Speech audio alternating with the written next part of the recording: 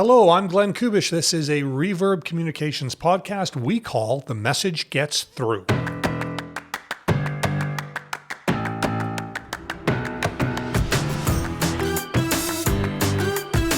It's a bi-weekly-ish gathering where some of my crack colleagues here at reVerb Communications get together and talk about messages that get through, communications that make their mark.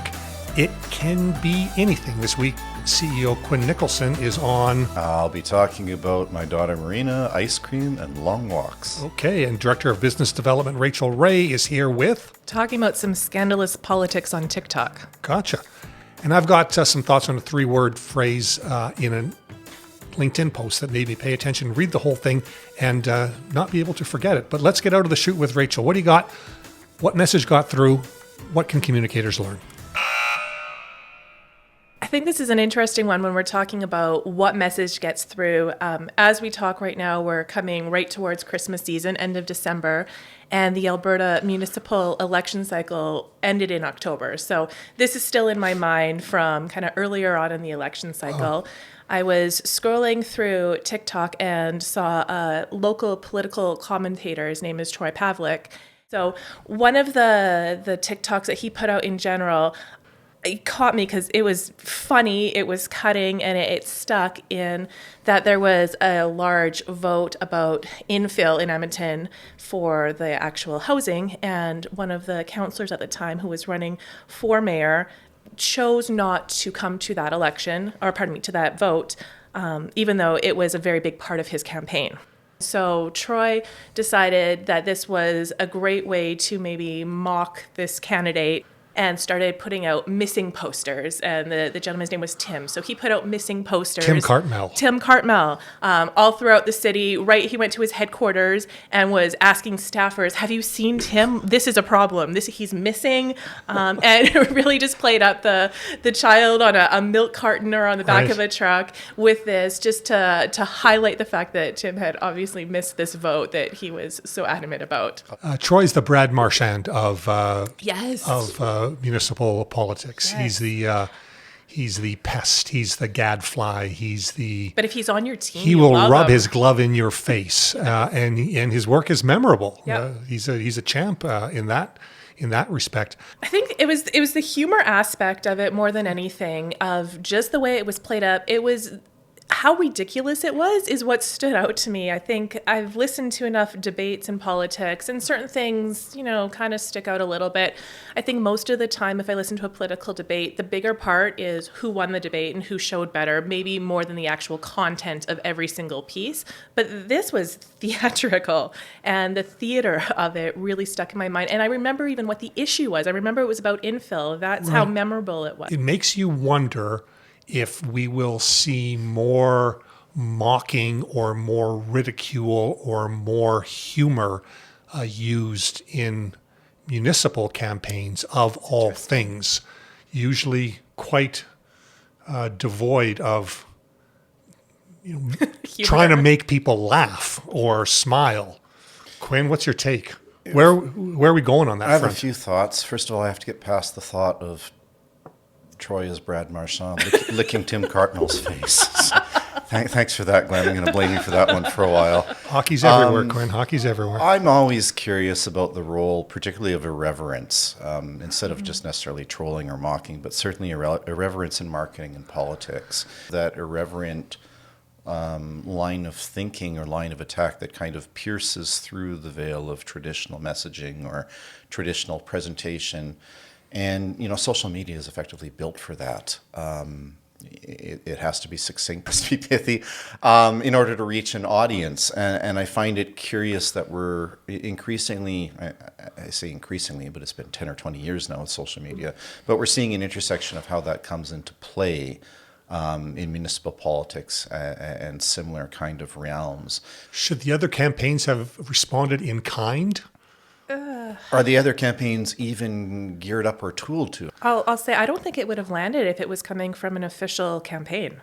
It makes it somehow I see. a little bit more cagey or a little less genuine. And whether this was officially or unofficially sponsored or not, the fact that it wasn't from an official campaign gave it a little more weight. I don't know if I agree with that. Okay. Last thing I want to do is get into American politics on this podcast, but you look at some of the stuff with Gavin Newsom down in California and Donald Trump these days, where he's basically copied sort of his posting style, but is using it in a very mocking, satirical, or parodic sort of That's manner, and to fairly great effect. No, So, that's a fair point.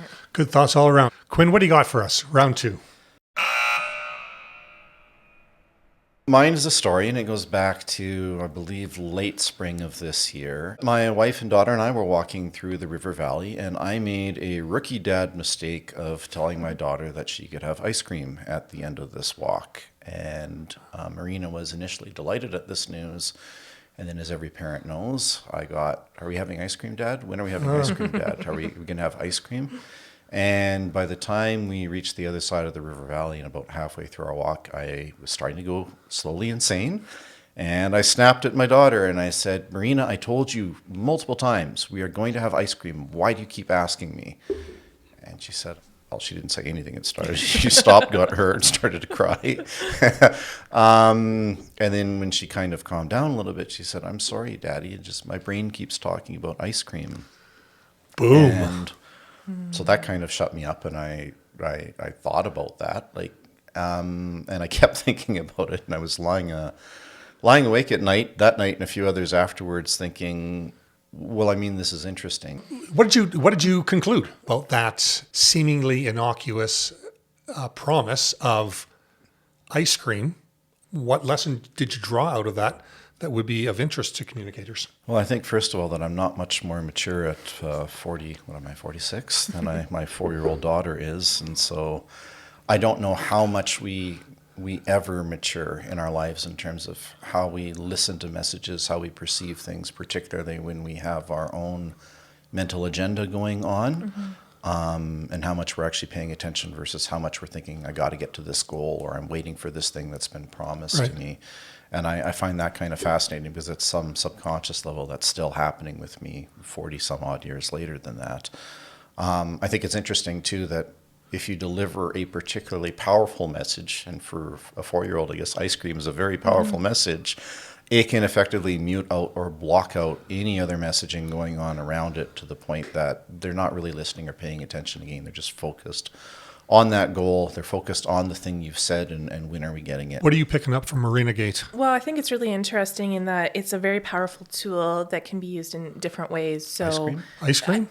obviously ice cream. You're a parent too, Rachel. You tell me. I don't know. I can't think about anything other than ice cream right now, so I'm a little bit distracted.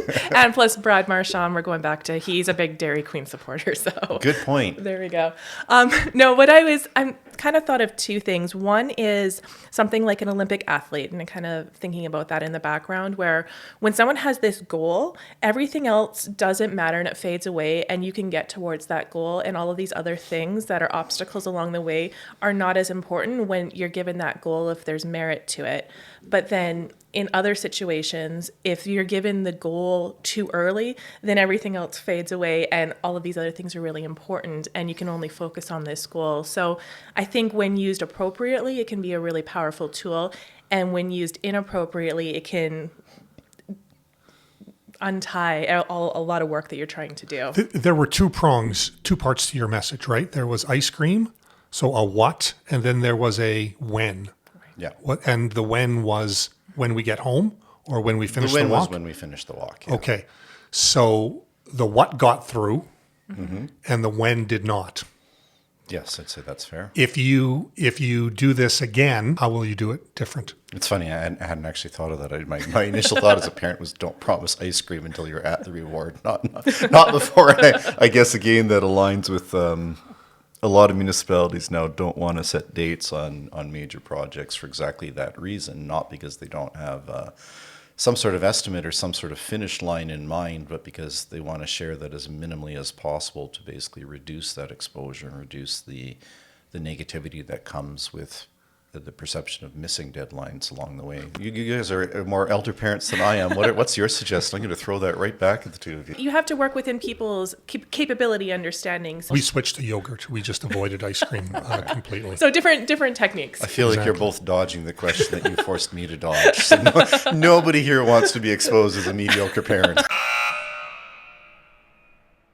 There are still lots of questions and timeline to be determined on this issue, but we know where a standalone Stollery Children's Hospital is to be built. It's going to be built on some university farm Really cool. property. Very cool. And after that announcement, there were all kinds of, sub-announcements, post-announcements on LinkedIn. One didn't catch my attention, and then it really did. And I'm interested to hear what you both have to think about this. Catherine Sweet is the VP External Relations and Communications, and she started her LinkedIn post in what is a predictable kind of way. After years of planning and advocacy, a historic moment has arrived for Stollery kids and their families. I am so incredibly proud of the stellar team working steadily behind the scenes to launch a campaign to raise $1 billion to transform kids' health. Thank you to our visionary partners of the Government of Alberta, the University of Alberta, and the talented folks at TBWA, Paperleaf, NextGen, and Savian. You've all heard versions of that grammar and syntax. So proud. Yep. Thank you, thank you, thank you. But then the rhythm changes. Her next words are, "It's not okay that Western Canada's most specialized children's hospital is woven through an adult hospital." And I just thought those three words, "it's not okay," broke out of something that the writer was in, or that I was in when I read the first part of the message. Maybe because of the change of rhythm, which I think we don't spend enough time concentrating on in our messaging. It's all just content, message, and not rhythm. But something about those three words, "it's not okay," struck me as very different coming from a corporate communications executive. Took a risk because I can see, if I can see those three words being taken out if the editing is done hierarchically and someone lower down the chain writes "it's not okay," and then someone higher up the chain says that's not, words befitting our station or whatever. But it really worked for me, and I'm intrigued to know what you two think. I think there's a very famous Canadian poet, Don Mackay, who has a book called Vis-a-Vis, where he talks about kind of poetry requires, it's a very Canadian interpretation, poetry requires a very... it's a very Canadian day. It's minus 26 out there. Warm us up with some insight. It requires wilderness. You have to take the listener or the reader out of a familiar element and briefly juxtapose them into somewhere that is new or foreign or they're uncomfortable with.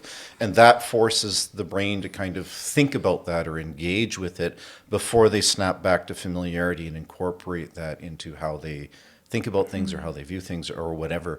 And that a lot of the success of good poetry actually comes from that sort of action of putting a stranger in a strange land kind of thing and then bringing them back into the core, the thrust, or the purpose of the message or the poem or whatever you're at. And I think there is a good message that gets through there in how we speak with people, communicate with people, deliver messaging, in that if you don't do that, it doesn't land. I felt like she gave me a peek behind the curtain as to what was going on, and I automatically bought in a little bit more because now I feel like I'm a little bit of an insider. And if I'm being honest, I never had given much thought previously to the fact that a children's hospital is within an adult hospital and that might even be problematic. But now I've gotten this little peek on the inside, and she's now sharing some truth of what these insiders are talking about. And now I have a few more questions about why there is a children's hospital inside an adult hospital when I didn't know, because I feel like I'm part of the actual conversation now. I like this formulation. I can see why it stuck out to you. I think there's also an effective contrast. Introducing that negative in the middle does contrast with kind of the positive message before, even briefly, and it just sort of, snaps you out of your little linguistic slumber as you reach that point. What about starting the post before you say thanks to your group of thank yous? If you just started with those three words, "it's not okay." You catch my attention, but the way that she's phrased it, and again, this is just my interpretation, is it feels like, again, behind the scenes where maybe she shouldn't have said it. You know, she had this prepared speech. This is what she was supposed to say. And I just felt like this glimmer of this is a little bit of the frustration we've had. And I'm going to just try and it feels like that. That's great. That's very helpful because it puts words to the feeling I had of something emerging from that first paragraph, something breaking out, some glass breaking, and the real message coming through. Well, Catherine, the message got through. Troy, the message got through. Marina, the message got through to your dad. What about Mr. Marchand? I absolutely would pay for a book of poetry from Brad Marchand. I would love to know what goes ticking in that head when he would have to put down words on paper. Thanks to you for joining us. Thanks to you for being out there. We'll see you all again the next gathering of The Message Gets Through. Pleasure to be here. Thanks, Glenn.